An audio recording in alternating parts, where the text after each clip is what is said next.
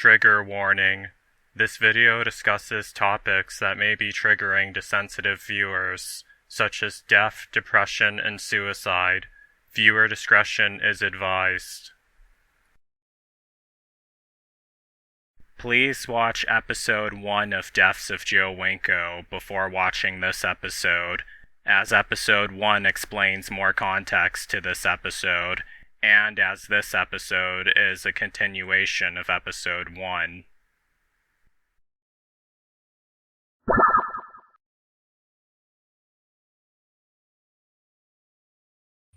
What's up, people? Joe Winko here, your favorite Hawaiian guy, and here's my next episode of The Deaths of Joe Winko, which is a series of me explaining all the times I attempted suicide. Before I get to that, I just want to say that I absolutely love the state of Arkansas. It really is a beautiful place that I am spiritually connected to, which I'm going to be explaining why in this video. I always want to go back to Arkansas, always want to be driven through Arkansas, and always want to explore Arkansas because I think it's really pretty. Not really the touristy areas, but really the backwoods places of Arkansas are the main places that I'm driven to. The places where normal people never really go at all as a touristy area. That's my best way of explaining it. I actually do not know anyone who lives in Arkansas, honestly.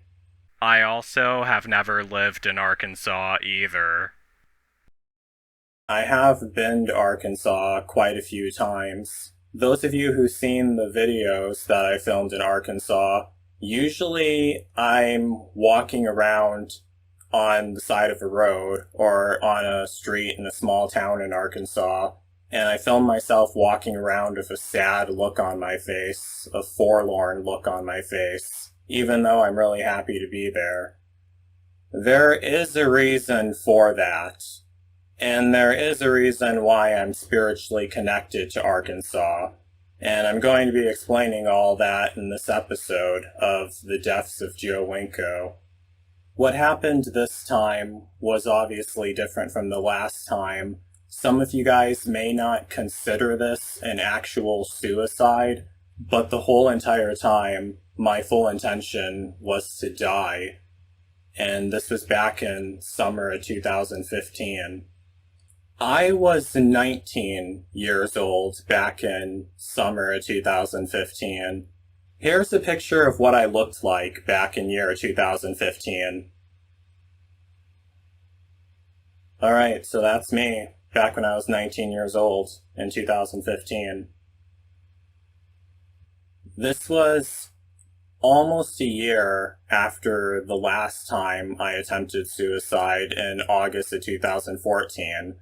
I was out of high school by now, and I was finally attending college, but I was only taking 2 classes at a time because I was trying not to overload my schedule because I was stressed out at the retail job that I was working, and I still hated it with a passion. But at the retail job I was working, they cut my hours down to 10 hours a week. I literally asked my manager for that, and she had nothing against it, really. She was willing to cut my hours down to 10 hours a week, because by this point, everyone at the retail job knew about me cutting my wrist, as I explained in my previous episodes of The Deaths of Joe Winko. Everyone I was working with have seen the cuts on my wrist. And they all knew that I was having psychological issues, but no one ever told me anything about it or asked me about it, but I'm pretty sure that they all knew. And in all honesty, this was around the time where my mental state and my psychiatric state started to go a bit unhinged, in lack of better terms. As in, I would imagine a normal-minded person, I mean, I'm not a normal-minded person because I'm autistic, but I imagine a normal-minded person would think that thoughts like these are extremely unnerving and not good, in lack of better terms. So it was 2015, and I was still working the retail job that my adoptive mother made me keep, because she told me that if I quit the retail job, she would kick me out of the house, and I honestly took her seriously on that, and I absolutely believed it. I honestly was less stressed out that year. I mean, slightly less stressed out that year, but I still could not stand that job at all. And I didn't want to go to college either. I was going to college for video production, but I was just taking general courses at that time. And I started learning more and more about video production, and it really was not the career that I wanted at all. Because when I'm just making YouTube videos for myself and just to get myself out there and stuff like that, it's one thing, because I'm actually doing it for fun. But if I actually had to do it to live off of and survive off of, that would not be good, and that would be miserable, honestly. Because as I said, I don't make any money off of any of my videos. And plus, the whole video production career, from what I've known about it and from what I've learned about it, it definitely was not ideal, honestly. But my adoptive mother was also making me take the college courses too, because she wanted me to attend college. She, as I said, she was very bossy and demanding and controlling, really. But the stupid thing was, she was also making me pay for the college classes myself. Even though I really didn't want to attend them at all, at that time I was still under her control, in lack of better terms. So in 2015, it may have not been extremely bad as 2014 or 2013 when I started working the retail job, but I still was very unhappy at that point in year 2015. But at that time, I still wasn't showing it on YouTube at all. I was still giving off that happy Joe Winko vibe in my YouTube videos from 2015. Which for some reason, everyone thought that I was always like that, always happy in 2015, but I absolutely was not. My mind was still in very dark places. Just didn't have the guts to express it at that time, as I do nowadays. I didn't really want to try suicide again.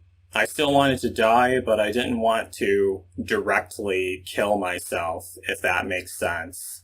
Because the last time I tried overdosing, and it didn't work, but I actually ended up getting sick after I overdosed. Not extremely sick, but very uncomfortably sick from everything I overdosed on. And it wasn't good, and I didn't want to try it again, really. So I came up with this idea instead. Around that time in 2015, I started becoming obsessed with John Doe cases. And basically those cases were about females who were found dead and they didn't know who they were or where they came from at all, so they call them John Does, which led me to becoming obsessed with John Doe cases, which is exactly the same thing about males who are found dead, men who are found dead somewhere, but they don't know who they are or where they came from, so they're listed as John Does.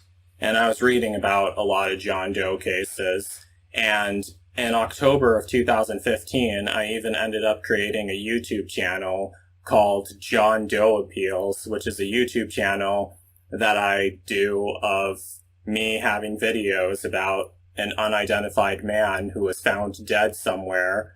I show the post-mortem picture of him that they take when they're doing the autopsy on him. And I also state in the videos what he was wearing and where he was found and the circumstances surrounding his death. And I really began to become obsessed with those cases. However, that whole John Doe Appeals YouTube channel would not have existed if I would have died at this time in 2015. So let's rewind to June of 2015.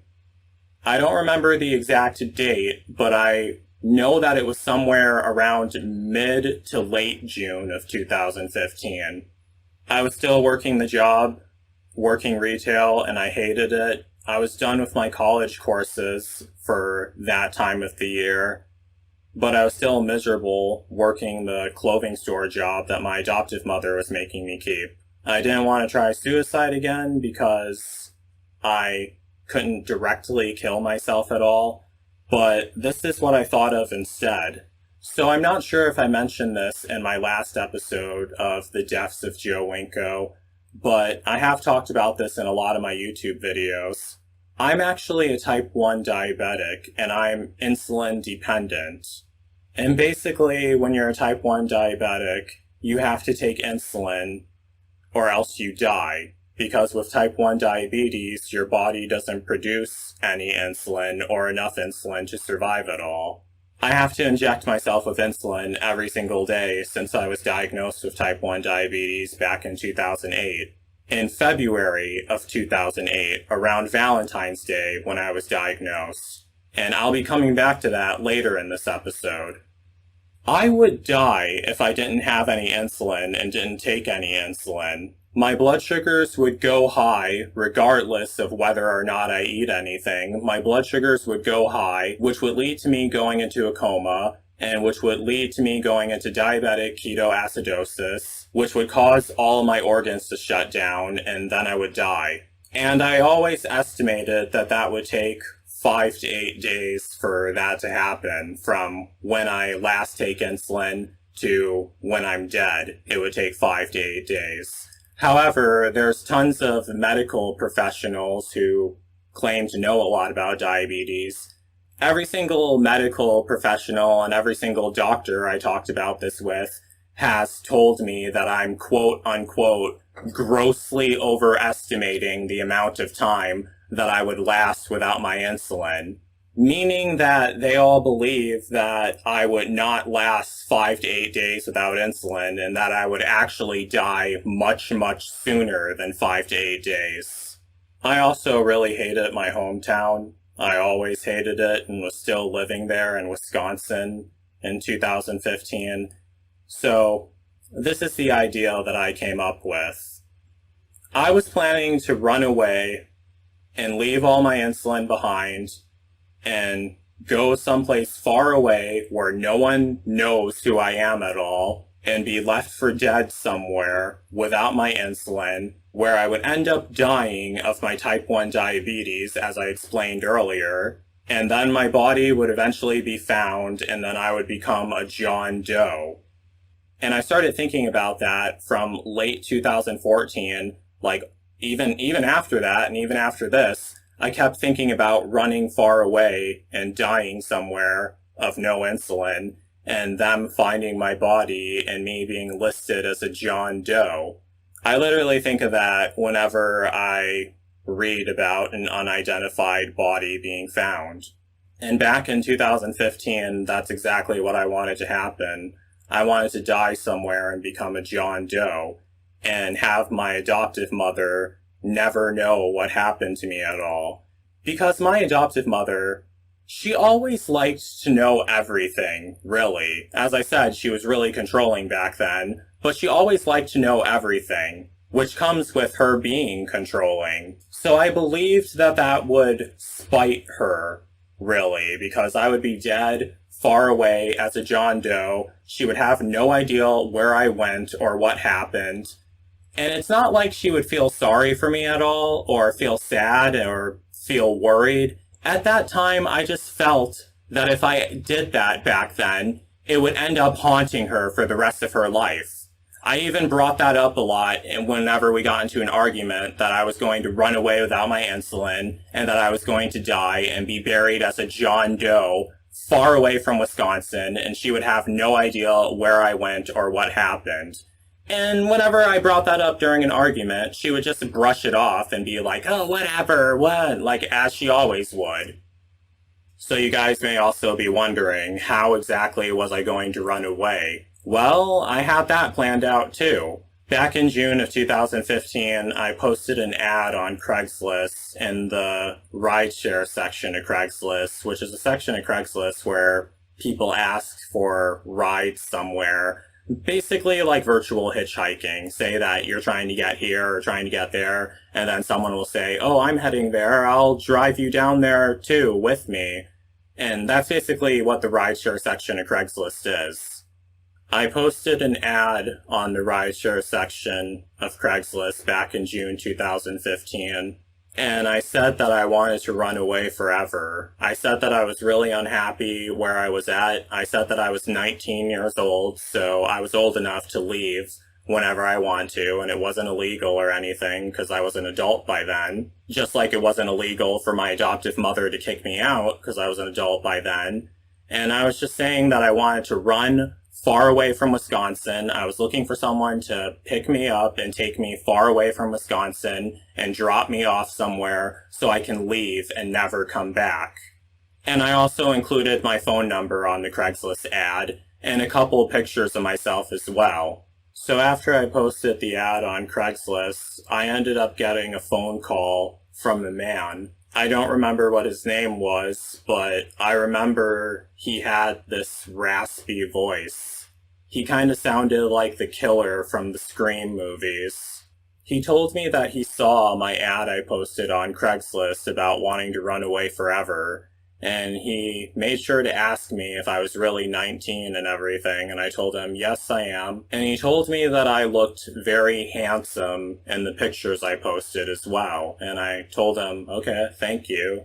I mean, 'cause it is Craigslist. I mean, didn't surprise me that he told me that. He told me that he was going to be going down to Arkansas, that he was going to be driving down to Arkansas, and he was willing to come to my town I was living in Wisconsin, and pick me up from there and take me down to Arkansas with him.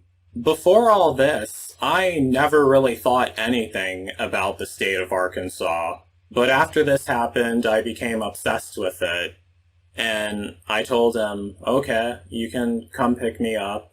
And we talked a bit more. It was just really small talk and everything. But I did not tell him what I was planning on doing. I did not tell him that I was going to be leaving all my insulin behind and that I was going to wander away and die. Because I was just thinking that he was just going to drop me off down in Arkansas and then I would go off on my own and everything. Which is basically what, he confirmed to me. He told me that he would be okay with dropping me off down in Arkansas so I can get away from Wisconsin.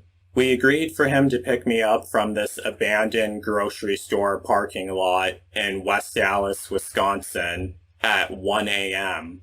I then became obsessed with Arkansas at that point, because I thought that that was going to be the place where I would end up dying in Arkansas. And still obsessed with it to this day, because that's the place I was going to die at back then. If everything would have went how I intended it to go, I would have died in Arkansas. So I started reading about Arkansas online and started looking at pictures of Arkansas online. And I started reading about morbid and gloomy stuff that happened in Arkansas. One thing I read about was a little girl who went missing in Arkansas back in 1995, which is the reason why that stood out to me, because 1995 was actually the same year that I was born. She went missing in June of 1995, almost 20 years to when I was going to run away to Arkansas forever. And her name was Morgan Nick. Let me show you her pictures right here. That's her. And I never will forget that picture, and I never will forget reading about her. She was a little girl who was at a baseball game in Arkansas, and it was late at night. From what I remember, from what I read about her back then, they said that they last saw her talking to some creepy guy by the parking lot at the baseball field where the baseball game was being held at, and she went missing, and everyone's assuming that this creepy guy is the one that took her. And to this day, no one knows where she is or what happened to her, but they all think that she was kidnapped by this man in the sketch. She was only 6 years old, too, and I thought it was really haunting and really sad, and I felt really sorry for her. So then I started reading about more cases in Arkansas, more murder cases in Arkansas, and I ended up reading about this woman who died in Arkansas. So, this woman was actually another Jane Doe case, but the weird thing is, there were actually pictures of her available, live pictures of her available, and I never seen that with a Jane Doe case before, live pictures of the person available, because usually when you're reading about a Jane Doe or a John Doe who was found dead somewhere, you just see their morgue and autopsy photos. Well, not autopsy photos, but their post-mortem photos of them laying in the exam bed deceased. But with this woman, they actually had pictures of her and even had the fake names she was using while she was in Arkansas. She has been identified, but they never released her full name. But her first name was Kelly, and she was murdered on July 10th, 1991 in El Dorado, Arkansas at a motel. She was actually a prostitute who was shot and murdered by her pimp. I thought it was very haunting, and I felt very sorry for her. And in a way, I kind of related to her in a bit because she was a prostitute, and that was actually one thing that I did a couple times back when I was 16 years old. Luckily, I didn't fall victim to that lifestyle. Luckily, I didn't end up getting a pimp at all. Luckily, I didn't get arrested for it either. But that's kind of what I did a couple times back when I was 16 and 17 years old. And it was just an idea that I got because I was reading about prostitutes online, and I thought that sounded interesting, that people paid for sex, and I only did that a couple times back when I was 16 and 17. I wouldn't even consider it prostitution that much. I mean, like, I would hook up with a guy on Craigslist and then ask him for money afterwards, and he would be nice enough to give it to me. And yeah, I mean, that's basically all it was, really. It wasn't like I was charging him to do anything with me. But I would just ask for money after we have sex with each other. But back in 2015, my 19-year-old autistic mind, I felt like I related to her because I felt like I did prostitution back then because of that. And I felt really sorry for her, and I thought it was really sad that someone was vicious enough to shoot her and kill her. And I just thought it was really sad how no one knew who she was or where she came from.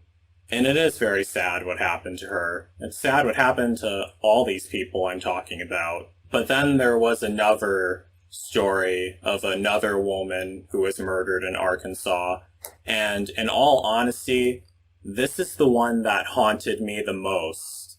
They didn't know what her name was at the time, but eventually they found out that her name was Cynthia Marie Robinson.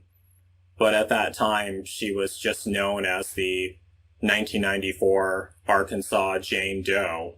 She was found dead near a creek by fishermen, and she had died from gunshot wounds. They described her as an African-American female with black, short, curly hair, which is kind of the same hairstyle I have, which is the same way my hair is, really. She was murdered around February 14th of 1994. That's when they believe she was murdered. February 14th, Valentine's Day, that's the same date that I was diagnosed with type 1 diabetes in 2008 in February, which was what was going to kill me in the state of Arkansas, because I was going to leave all my insulin behind and die in Arkansas. She was naked from the waist down when they found her body, and I remember reading that she most likely was sexually assaulted. To me, the most haunting thing about this case was the sweater that she was wearing. She was wearing a red sweater with gold stars on it, and I'm going to show you guys a picture of that right now. That's the sweater she was wearing. And I honestly still get the chills whenever I see those pictures of the sweater. And to be completely honest, that's literally the first thing I think of when I think of Arkansas. I think of this woman who was murdered and found dead in Arkansas, viciously murdered, shot to death, and found dead in Arkansas, who was wearing the red sweater with gold stars. One of the reasons why it haunted me so much is because that sweater actually looks a lot like a sweater that I actually have, except mine didn't have stars on it. That picture of me was actually taken back in Christmas of 2014. That was a sweater that I got for Christmas. And that was actually my favorite sweater. And it resembled the sweater that she was found dead wearing, except it doesn't have the stars on it. And she was also an African American female. I'm actually mixed with African American, in case you guys didn't notice. I'm mixed with African American, and I have the short curly hair, just like she has. That was honestly the most haunting case that I read about in Arkansas, really. The one that stuck with me the most. She was listed as a Jane Doe, and I'm assuming she was buried as a Jane Doe. I don't know where they buried her or what cemetery her body was buried at, because I couldn't figure that out at all. But I started thinking that when I ran away to Arkansas and when I would die in Arkansas, that I would be buried right next to her in the unidentified section, and that's what I kept imagining when I read about her. And I felt really sorry for her, because it was really sad and it was really haunting.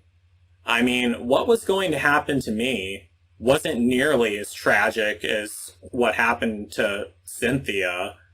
I mean, Cynthia was viciously murdered by some cruel, evil person. I myself was just running away and dying at my own free will, but she was actually murdered. Clearly, she didn't want that fate, obviously. Even though I wanted to have that fate back in 2015 of being found dead, I mean, I didn't think I was going to be murdered in Arkansas. I thought I was just going to die of no insulin and be found dead on the side of a road. I didn't think I would be shot to death like she was. But this happened to her, and I felt really sorry for her when I first read about her online. And I still feel sorry for her to this day. I still think about her. Whenever someone mentions Arkansas, that's literally the first thing I think of. The red sweater with the gold stars, and I think of her. And that's definitely because of my autism mind that causes me to think that way, but it was very haunting. And I kept thinking that I was going to be buried right next to her. And to this day, I still imagine that if I would have died in Arkansas back in 2015 like I was intending, I would have been buried at the same cemetery in the unidentified section right next to her. And there's even a cemetery in Arkansas that I imagined my body being buried at. That is Paradise Gardens Cemetery in northeastern Arkansas, and I have been there quite a few times. And to top it all off, that cemetery is actually an African American cemetery. As you guys know, I'm part African American myself, so they definitely would have buried me there if I was found dead close enough to that area. I had no idea exactly where in Arkansas I was going to end up or where I'd be found dead at. I wasn't even thinking of that. I just knew that I was going to die far away from Wisconsin, and I knew that no one in Arkansas would know who I was, so I would be buried as a John Doe exactly as I wanted to be. Later that night, after I read all of that online, I set out to meet the stranger who was going to be taking me down to Arkansas. We had both agreed to meet at an abandoned grocery store parking lot. My intention was to never come back again. Some of you guys may not consider this story a suicide attempt, but my intention was not to survive. My intention was to die. Now, a few years ago, I actually did a video of me at the abandoned grocery store parking lot. It was during the daytime, but I did a video of me talking about how that was going to be the place in West Allis, Wisconsin, where the stranger would pick me up from, and he would take me down to Arkansas. Let me show it to you guys right here. That's me at the grocery store parking lot. But at the time where I was going to meet the stranger at the parking lot, that parking lot was very, very dark. It was like a black abyss when I walked into that parking lot, and I just remember walking through the parking lot in complete darkness. He told me that he was going to be parked out there, and I was assuming that that would be the only car parked out in the parking lot because it was an abandoned grocery store. Who the hell is going to go there at 1 a.m.? And it's in West Allis, Wisconsin. I mean, no one's going to be at an abandoned grocery store parking lot at 1 a.m. And I was planning on walking out there and finding him, and then eventually we would go off with each other down to Arkansas. I was wearing no shirt, my red shorts, and my pointy red bandana, and a pair of shoes. That's all I had on. Exactly what I'm wearing right now, and exactly what I was wearing in this picture. That's what I was wearing when I met him at the parking lot, because I wanted to wear that when I died, because it's my signature red pointy bandana, but also because I wanted my biological uncle to recognize me once I'm in heaven with him. And I also wanted that to be what I was found wearing when they found my body in Arkansas and listed me as a John Doe. I wanted them to find me wearing the red pointy bandana and the red shorts with no shirt. This is truly what I thought was going to happen and what I intended on happening.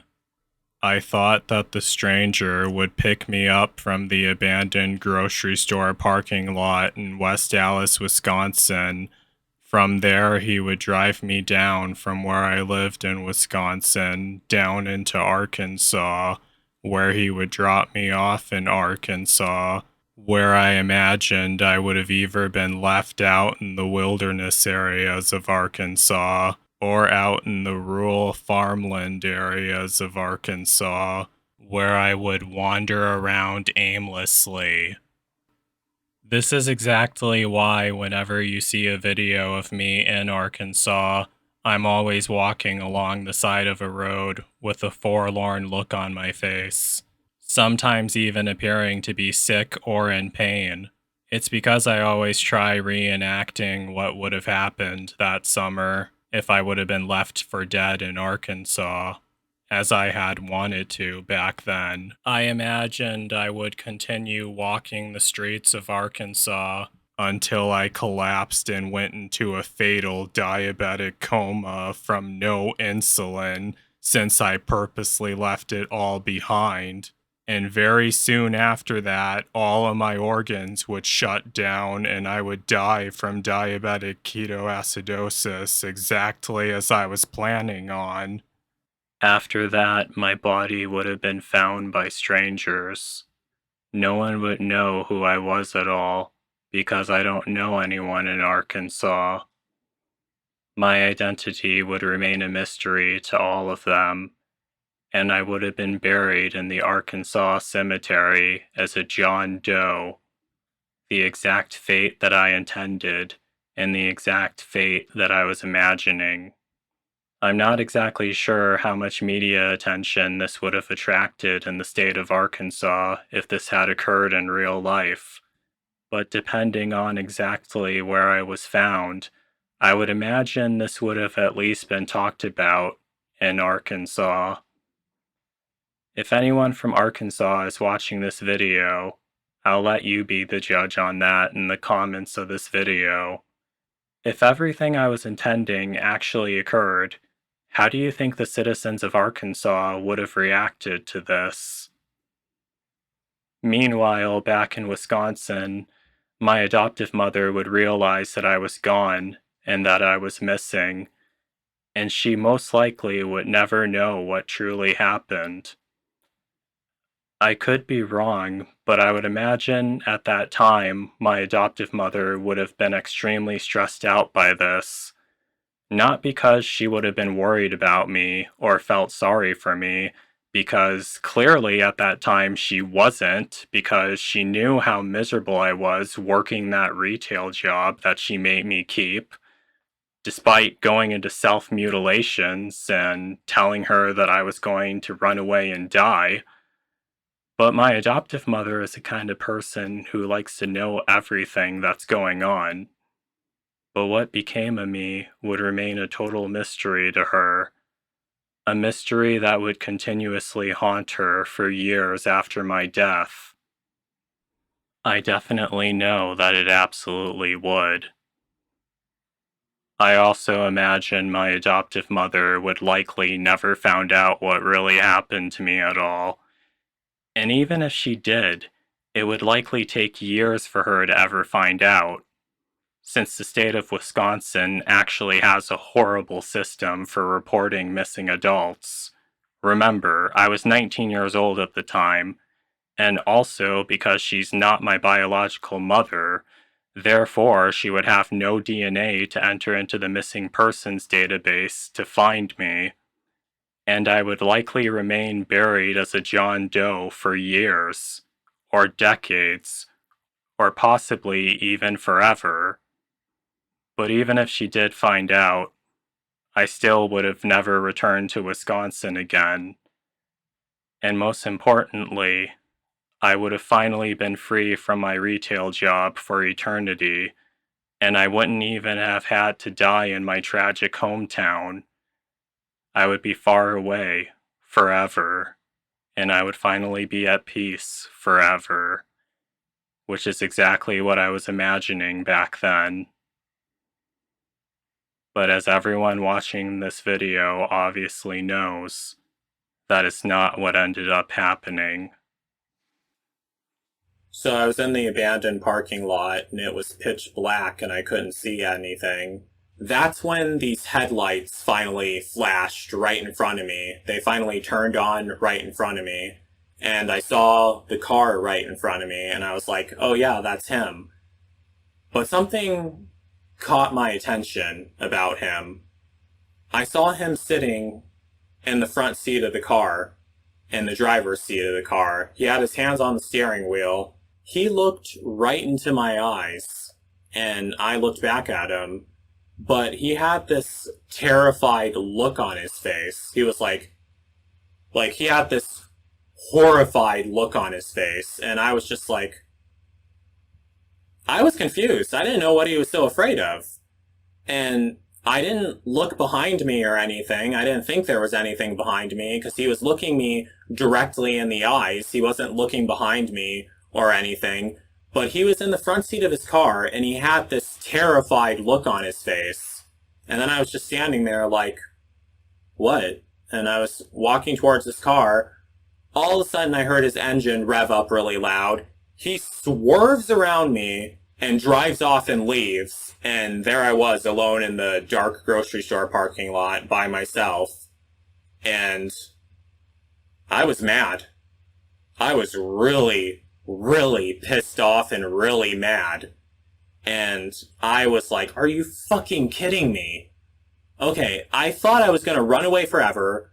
I thought I was going to finally die. I thought I was going to leave my adoptive family behind forever. Thought I was going to leave my town in Wisconsin behind forever. I thought I was going to leave that stupid retail job behind forever. But then that happened. And I was really pissed off about it. But at that point, I was just like, you know what? Whatever. I'll try finding someone else to run away with. And I was just really mad. And I just walked home. And I was just really pissed off. I mean, I didn't know what he saw that scared him away like that. 'Cause I remember that night very well. He was looking me right in the eye. And he drove off and left. I don't know what he saw, but he just looked terrified. And I never really thought of what it was or what he saw, but he looked terrified and drove away and left. Because he didn't know what I was going to do down in Arkansas. I didn't tell him that I was leaving all my insulin behind and running away and going to die of diabetic ketoacidosis out in the streets of Arkansas and be buried in a cemetery as a John Doe. I was smart enough to not tell him any of that.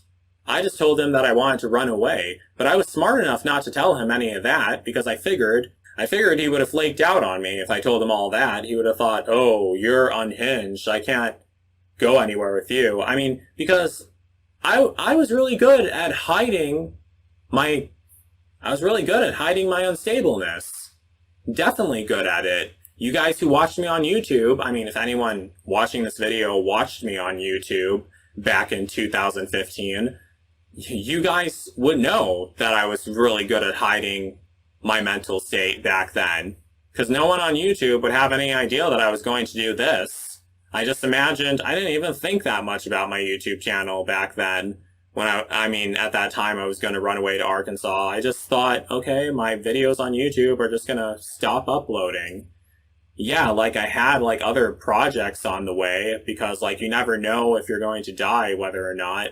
But I was just thinking, okay, any project that I was working on, I'm not going to be finishing it and just going to leave it behind. But I mean, I was miserable in 2015. Because I kept working that damn retail job, and my adoptive mother was still bossing me around, but I didn't rebel against her yet.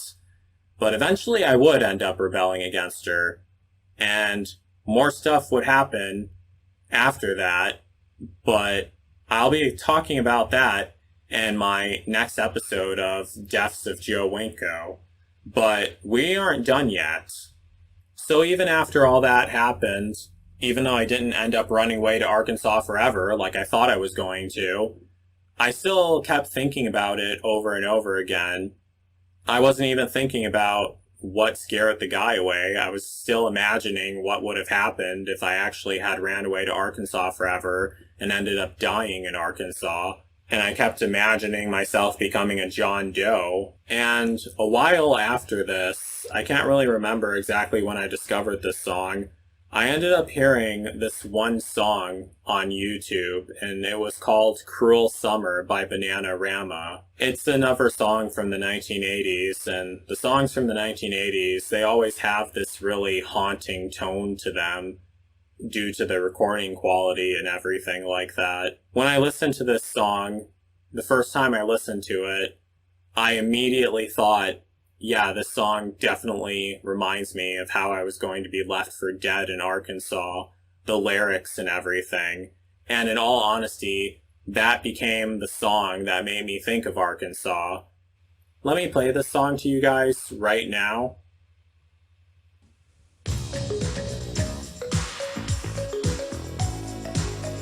That's xylophone. That's xylophone theme.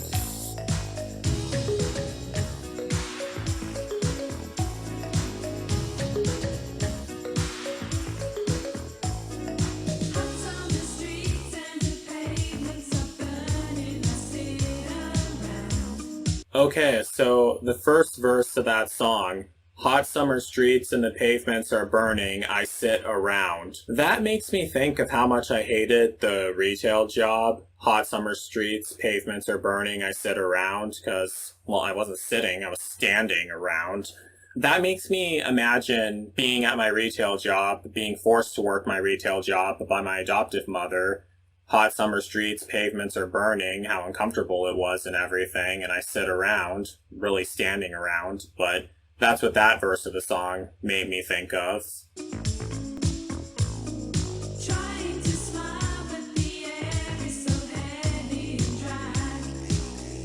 So the next part of that song, trying to smile, but the air is so heavy and dry. That part of the lyrics makes me think of how I tried staying positive. Like, I kept doing my other activities I loved doing, like doing my YouTube videos and stuff like that. And I didn't bring this up earlier, but I know that someone is going to be saying, oh, why don't you just make money off your YouTube videos? Well, I can't make money off my YouTube videos. Even back in 2015, I wasn't able to. And I talked about that in other videos, though. But that's what I thought it meant trying to smile, but the air is so heavy and dry. That means that I'm trying to not let the job bring me down so much, even though I hate it and even though I'm miserable and want to be dead. You still would try to make the best, really. That's what I tried doing back then, honestly. But still, I wanted to run away and die somewhere.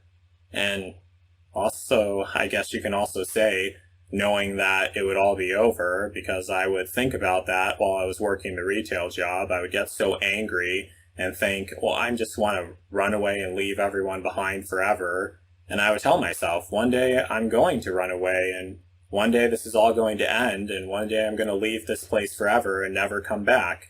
And I knew it was going to happen, and it did end up happening. I mean, luckily in real life it did end up happening. I didn't have to die at all for it to happen, and I'm very glad about that. But back then I was thinking I had to, and I was prepared for it, really, because I was miserable there.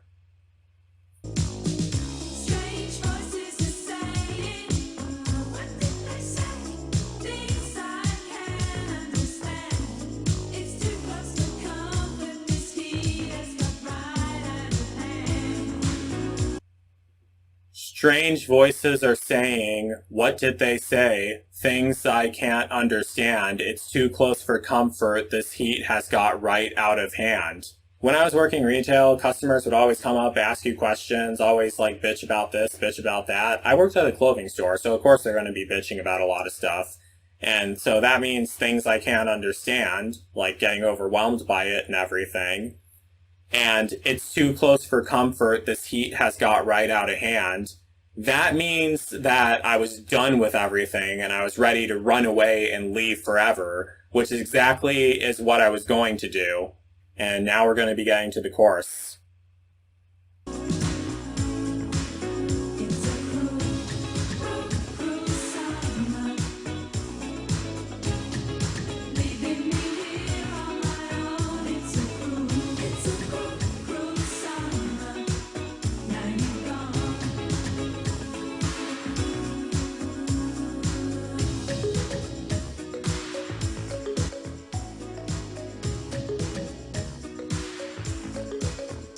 Okay, so that part of the song, it's a cruel, cruel summer. This was all going on in summer of 2015. That's when I was going to run away forever, leaving me here on my own. That makes me think, pretty self-explanatory, but that makes me think of how I was going to be left for dead in Arkansas, how the stranger was going to drop me off on the side of the road. I mean, because I told him to, but he was going to drop me off on the side of the road, and I was going to wander around aimlessly until I collapse and die of no insulin. Then in the rest of that song, it's a cruel, cruel summer. Now you're gone. Now you're gone, meaning that I was dead, that I was no longer alive anymore, that my adoptive family back in Wisconsin had no idea where I went or what happened, exactly what they deserved. They would have that haunting them for the rest of their lives, not because they feel sorry for me, but because they always want to know everything. Back then they always wanted to know everything, not so much anymore, but back then they always wanted to know everything. And that would haunt them for the rest of their lives, knowing that I was gone. I mean, they would have knew that I was dead. They would have knew what happened. But they wouldn't know the exact circumstances or where, because I did tell them many times that I was planning on running away without my insulin, and I'm pretty sure they would have just assumed that I was dead and gone, and in all honesty, probably over time, they probably just wouldn't care at all. I mean, I imagine that is exactly what they would have ended up doing. But I really don't care about that, because the whole point was that I hated the retail job and I wanted to leave forever and leave them all behind forever, which is exactly what I would have done. Even if they would have found out who I was right away and returned my body back to Wisconsin, which I would have absolutely hated, I would not want them to do that at all, because I hate Wisconsin, and I'm pretty certain that they wouldn't, because my adoptive parents would have had to pay for that if I would have died in Arkansas and they had to exhume my body and take my remains back to Wisconsin. They wouldn't have done that. They would not have done that. Plus, they know how much I hated Wisconsin and wanted to leave. I mean, like, I've been talking about that ever since I was a kid. But they knew about that, so they would have just left me buried in Arkansas, so now I'm gone. That's what that part of the song makes me think of. But there's more. Let's get to the second verse of the song.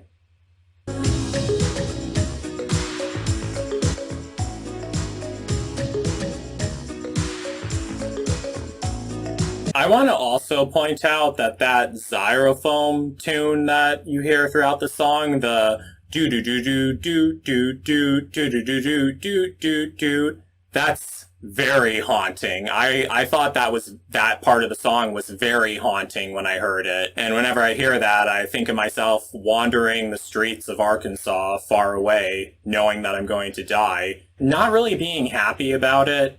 Honestly, not being excited for it, but just not caring, but being relieved that I left Wisconsin behind forever and left the clothing store behind forever. I wouldn't have regretted it. I absolutely would not have regretted it at that time. I mean, yeah, I probably would have been in pain and everything and would have been suffering from no insulin. That's why whenever you see a video of me walking the streets of Arkansas, I have a forlorn look on my face. Sometimes you see me clutching my stomach, because that's exactly what I would have been doing if I was left there without insulin, because I would have been in pain, because my body's going into diabetic ketoacidosis and my organs are shutting down, but I'm far away out in Arkansas, and I would really just want it to end right away. So that's the thing.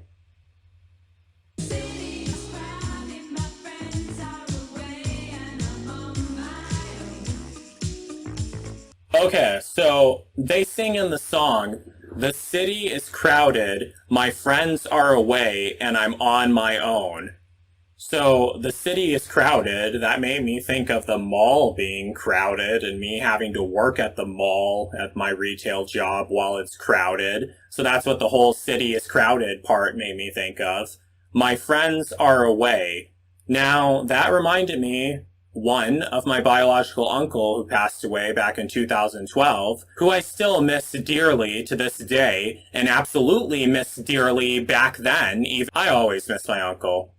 If he was still alive, if my biological uncle was still alive, none of this stuff would have never happened. I would still be over in the Dominican Republic living with him. I mean, I didn't really want to live on an island, though. I mean, he even started to notice that I didn't like living on the island. He actually was talking about moving away to either Brazil or the United Kingdom because he knew that I liked going on long drives so much.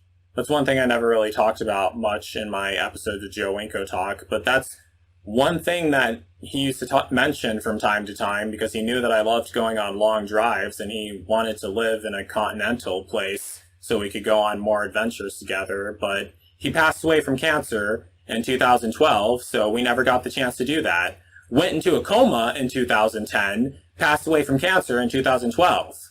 I was going to go into a coma while I'm wandering the streets of Arkansas, and all my organs would shut down and then I would die. So I didn't think that would take 2 years, but he was in a hospital when he passed away, so yeah.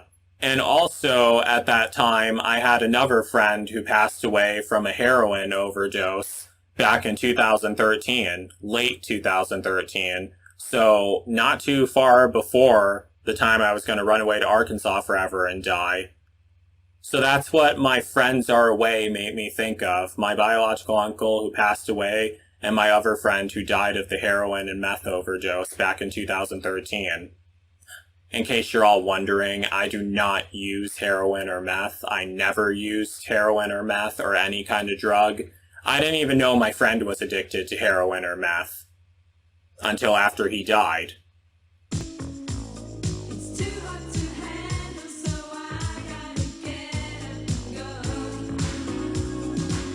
It's too hot to handle, so I gotta get up and go. That part of the song made me think of, I mean, it's pretty self-explanatory at this point, but it just made me think of, yeah, I'm tired.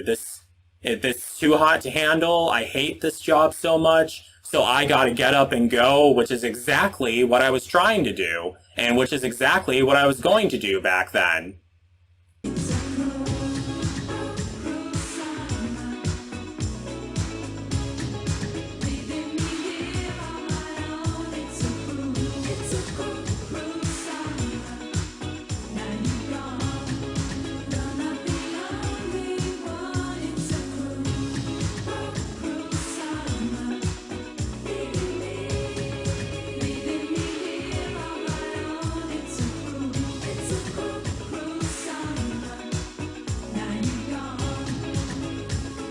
Now, that was the second chorus of the song. They add in something else in the second chorus of the song. Like, basically, the rest of the song is basically them singing, "It's a cruel, cruel summer, leaving me here on my own. It's a cruel, cruel summer, now you're gone." But they add in, "You're not the only one."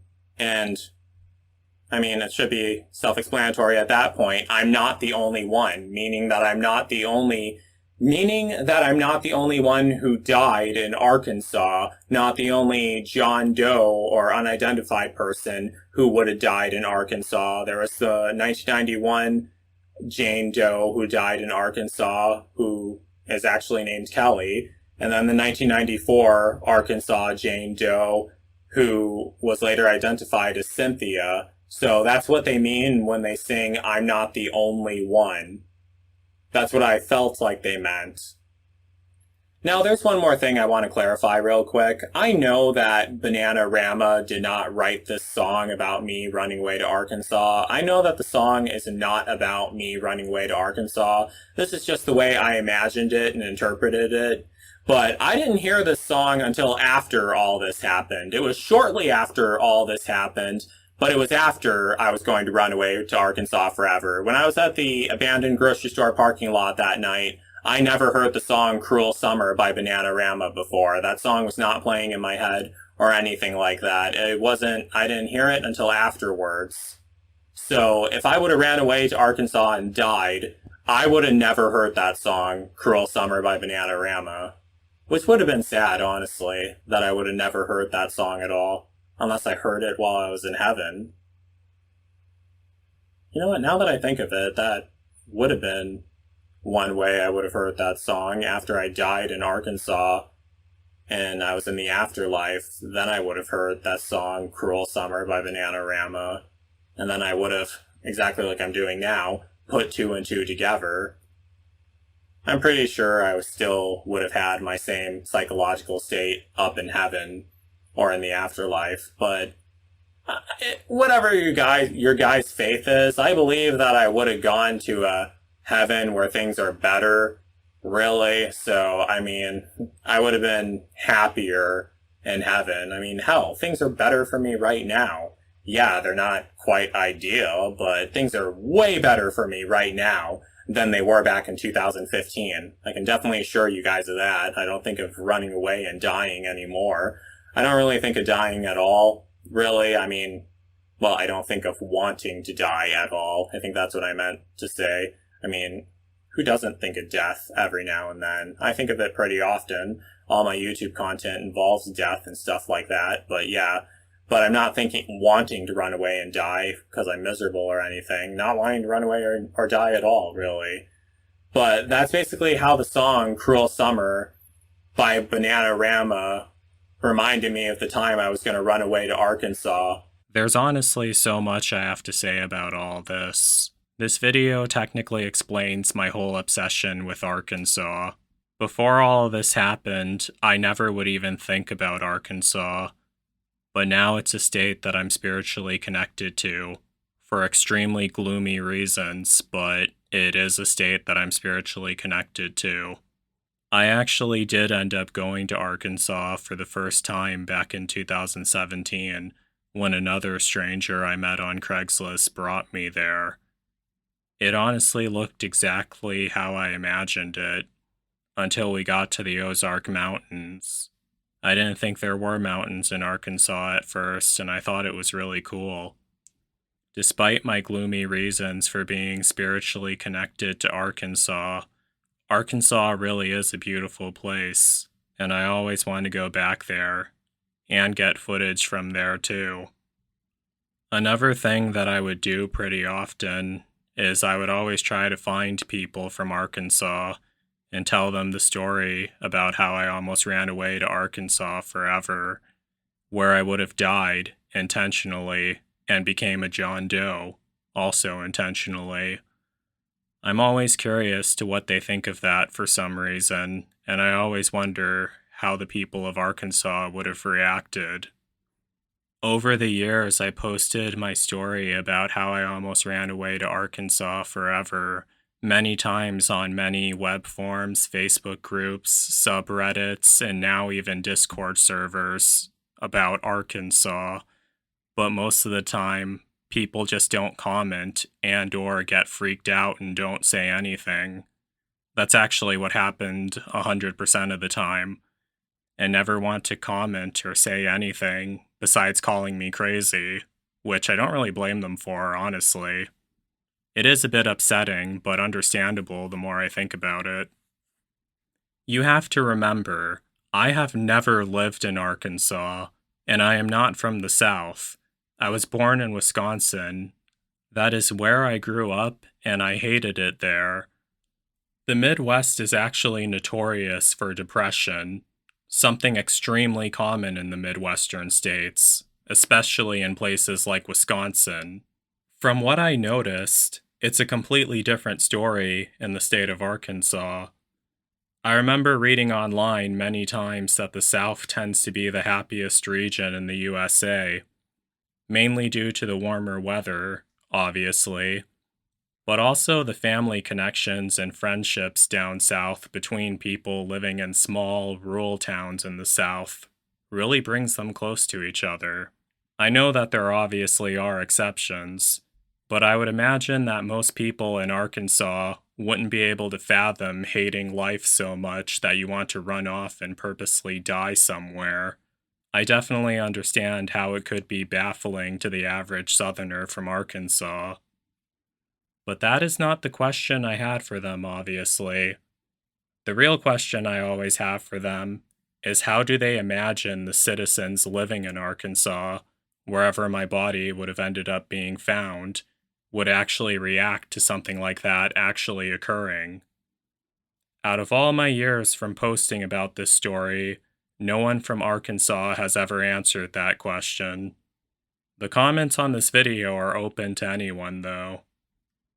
I have always have speculated that if someone from Arkansas actually did comment on this story after knowing what was going to happen and seeing all the fake newspapers and fake posters that I typed up and edited, they would straight up tell me that it wouldn't get that much attention in real life, and that all they would do is just take me to the morgue and bury me somewhere. But I'm imagining it would get a lot of attention for this reason. Remember, I was 19 years old at the time I was going to run away to Arkansas forever. Legally, I was an adult. But if I would have been found dead in Arkansas, and they took me back to the morgue, they would have examined my body for any clues on my identity, which would likely include an x-ray of my body. Why would this be significant? This is where my nerdy autism knowledge comes in.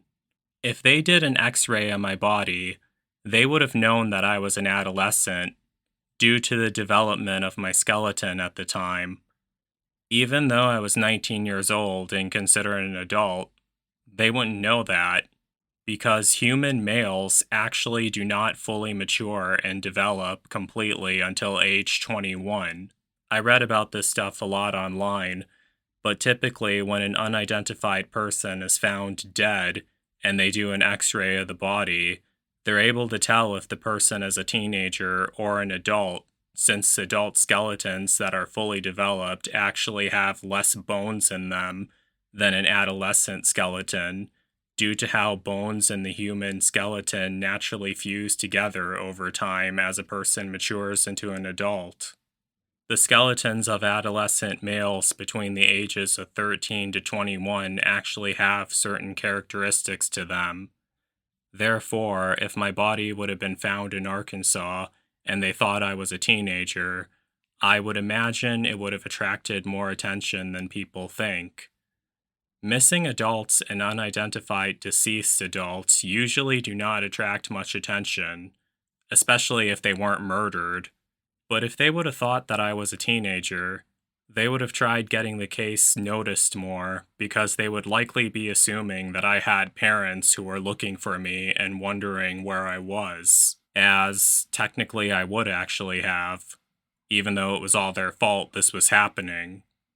But as I said, Everyone from Arkansas who I tried discussing this with never even gets to that point of what I'm asking them. They're usually too freaked out by the gloomy things I imagine. Which is weird because the only person who would have died in this scenario would have been myself. So I don't know why it freaks them out so much.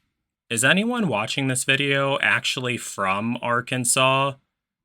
What do you imagine would actually happen if I was found dead in your town in Arkansas and no one knew who I was at all, but people saw me walking the streets sick prior to my death, and the only thing I was wearing was my red pointy bandana and my red shorts? What exactly do you imagine would happen? How do you think people would react to that? No one from Arkansas has ever answered those questions for me because they're all too scared to for some reason. But as I said, the comments of this video are open, so yeah. One thing that a lot of people have also told me, not anyone from the state of Arkansas, but a couple people have told me that if I was left for dead in the state of Arkansas, and the only thing that was going to kill me was not having any insulin because I purposely left it all behind, they said that there was a chance I would have not died at all, and that I could have been rescued and taken to the hospital. But in all honesty, I seriously doubt this, and let me show you why. So as I said earlier, I actually have been to Arkansas many times, and I have seen a lot of Arkansas. This is a map of everywhere I've been in Arkansas. First, there was the road trip that the stranger I met on Craigslist took me on way back in 2017, shown here in red. Then there was another stranger who drove me around this one town in Arkansas, Helena, West Helena, back in 2021. We barely were even in Arkansas, but still counts as Arkansas. Then the same stranger who brought me to Arkansas back in 2017 brought me back to Arkansas in 2022. Here's the map of where we went that time, here in blue. And then fast forward to summer of 2023, and another stranger I met online drove me all over Arkansas back in 2023. The line in orange is the map of where we went. And last and most recent, my adoptive dad actually took me on a road trip to Arkansas back in summer of 2024 and drove me all over Arkansas.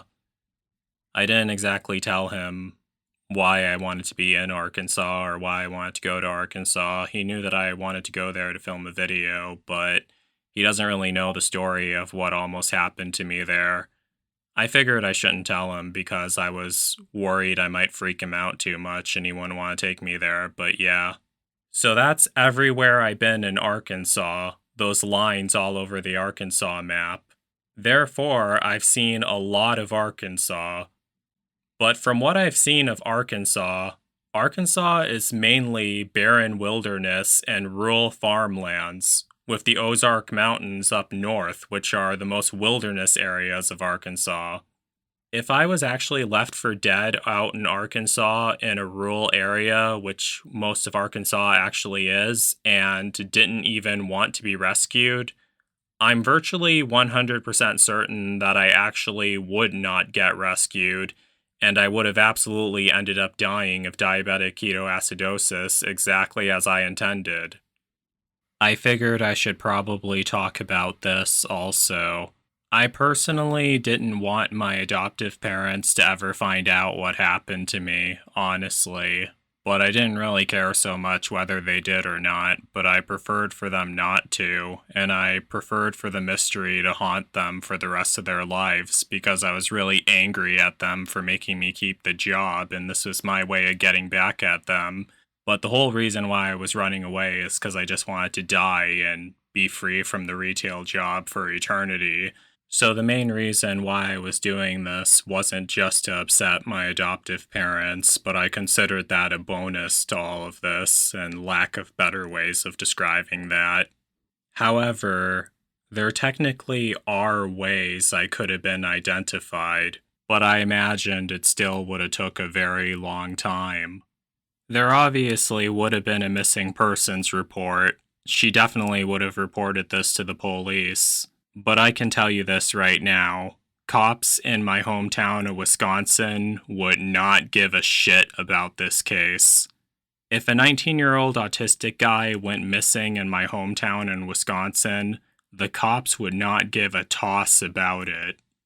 One thing I forgot to mention earlier is that when a person goes missing, or if a person is found dead and is unidentified, what they usually will do is they'll take DNA samples from that person and process them and enter them into the missing persons database to see if there's a match to any DNA from missing people. That's actually how quite a few unidentified people who were found dead somewhere have been identified from their DNA matching the DNA of missing persons.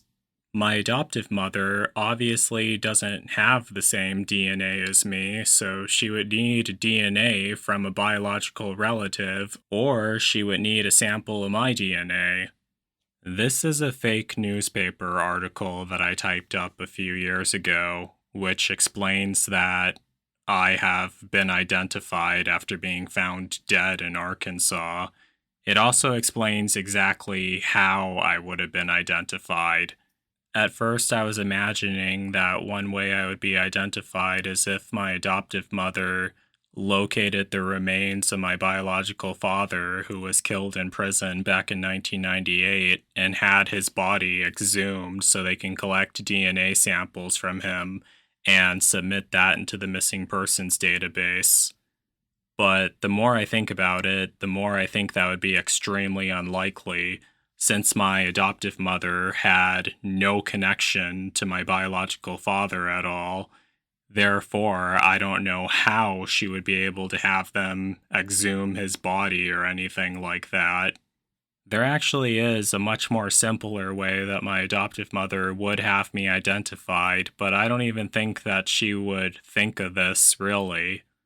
Getting back to the whole missing persons database and DNA and everything, my adoptive mother would either need a sample of a biological relative's DNA of mine, or a sample of my DNA. As you guys all know by now, I am a type 1 diabetic. Therefore, I'm always giving myself insulin shots and insulin injections to stay alive. Usually, when I give myself an insulin shot, I dispose of the needle in a sharps container. Yeah, we always had those laying around the house, 'cause that's where I would put all my used insulin needles in. I'm not sure if she would even think of this, because my adoptive mother didn't really know much about Jane Doe and John Doe cases, but I did tell her that I was going to run away and die somewhere and be a John Doe. I would bring that up a lot during our arguments. And if she really thought that's what actually happened, I'm pretty sure eventually she would be smart enough to try to get a sample of my DNA and submit it into the missing persons database, but I don't think she would think of that right away. I think it would take her a long time to come to that conclusion or make that decision or to think of that, really. My adoptive mother does watch a lot of crime investigation shows, but she never really seemed to watch anything about an unidentified person being found dead or about Jane Doe or John Doe cases at all. And even if she did think of that right away, DNA would take weeks to process. At least back in 2015 it did. And even on top of that, that would depend on whether the people who found me dead in Arkansas, who were in charge of that, would be competent enough to actually submit my DNA from my body into the missing persons database, which they likely would, but either way, that would all take a while to go through and everything. And it would also take a while for them to make a match. So I still would have been a John Doe for quite a while. But even if I was identified, I still would have been free from the retail job for all of eternity if I would have died in Arkansas, which was really the main point of all this, but I just felt like throwing that in. The last thing I wanted to say in this video is that this video took me a long time to edit because the topic was very gloomy. I noticed that I seemed really bitchy and really angry in the footage I recorded, but the reason why is because it actually really pissed me off thinking back about all this. Why did things actually have to get that bad in my life for me to come to that point? Yeah, my whole obsession with Jane and John Doe cases and me actually wanting to die and become a John Doe definitely does seem very out there, and I understand why people think that that's batshit crazy, and I wouldn't blame anyone for calling me batshit crazy for that. But looking back on it and thinking about everything I've been through, it honestly makes perfect sense that I ended up going that far off the rail back then. Nothing about that confuses me at all, and it makes perfect sense, really. I would often get into many arguments with my adoptive mother about how much I hated that job, and she even knew that I was suicidal. I want to assume that a good parent would just try to help their kid instead and have their kid quit the job if things were seriously that bad for them, but obviously that's not the kind of adoptive mother I had back then. She definitely has made up for it since, but it still pisses me off that things honestly had to get that bad. There's obviously more that happened after this, but 6 months later, I actually ended up quitting the job. Definitely against my adoptive parents' wishes, obviously, and more stupid stuff happened as a result of that, but it ended up working out, for the most part at least. And another thing to mention is that the retail store I actually worked at back then has since gone out of business in year 2018 and was actually demolished earlier this year. Here's actual footage of the actual store that I actually worked at being torn down. I'm going to blur out the logo of the store here though, but it felt really good seeing this. Better them than me. Overall, this story does seem sad, but it honestly isn't sad at all. I consider this more a story of survival, and with my gloomy autistic imagination being fascinated with gloomy stuff in general, I always find it interesting to talk about. It's just that when I focus on how unfair things were back then is when it gets difficult to talk about. That's why this video took so long to edit. But is anyone from Arkansas actually watching this video? What exactly do you think of all this? From my experience, most people from Arkansas are too freaked out to comment on this story because they can't believe anyone would even be thinking stuff like this, but yeah, crazy people exist. I'm definitely one of them. But I'm still curious to what you imagine would happen if this actually ended up being my fate in real life. Please share your thoughts in the comments. So that's basically it for this episode of Deaths of Joe Winko. There are more on the way, and there is definitely more that happened after this. But that's basically it for this episode, so please share your thoughts and let me know what you think in the comments of this video. And don't forget to like, don't forget to comment, don't forget to subscribe, and don't forget to like my fan page on Facebook and follow me on Twitter, Instagram, and Tumblr. And don't forget to sign up for Rumble and BitChute and Oddsee, because those are sites that I'm going to try to post my videos on from now on, because I'm getting tired of YouTube. So that's basically it. Peace out, people.